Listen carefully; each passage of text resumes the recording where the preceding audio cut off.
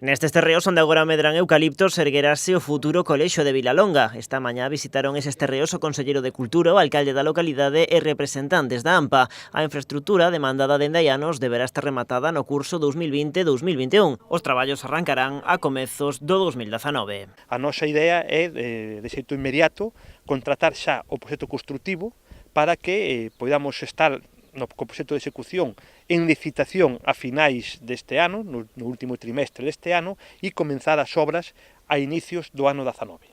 Iso nos posibilitará que durante o curso 2021 podamos ter en funcionamento xa este centro educativo posto a disposición da comunidade educativa durante o curso 20. O novo colexio terá unha capacidade para 450 alumnos de infantil e primaria e contará cun ximnasio e 2 pistas cubertas. Vai ocupar unha superficie total de preto de 20.000 metros cadrados. O Concello está a ultimar os trámites administrativos para a cesión deses terreos á Xunta. O Goberno local vai levar ao pleno do vindeiro día 30 a aprobación dese convenio. O Concello de Sanxenxo fixo unha inversión para unha compra de 73.000 metros cuadrados todo este ámbito, dos calas de cidade, sobre 20.000 aproximadamente, non, María?